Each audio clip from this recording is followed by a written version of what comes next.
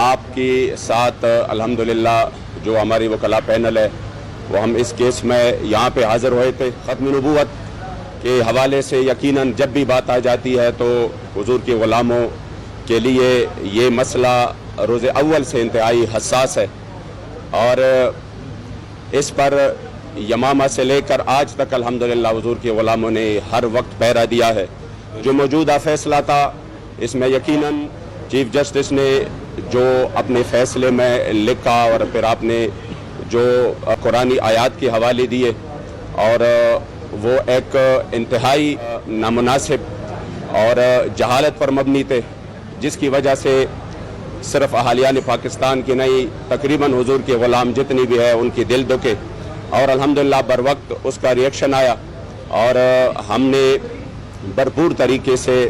اپنے وکلاء کے ذریعے لیگلی اور قانونی ذرائع سے ان کے جو فیصلے تھے ان کے اوپر جتنی بھی غلطیاں تھیں وہ غلطیاں اس کے لیے کوٹ کی، اور آج ایک مکمل ریویو پٹیشن کے لیے آج ہم حاضر ہو چکے ہیں، اور الحمدللہ ہماری طرف سے وکیل صاحب پیش ہوئے اور انہوں نے وہ تمام کے تمام اپنی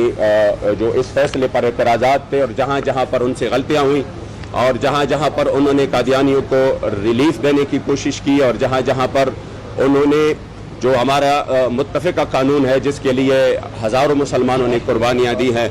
اس کو تقریباً کالعدم کرنے کی کوشش کی گئی، اس کے خلاف الحمدللہ ہم بھرپور تیاری کے ساتھ آج حاضر تھے۔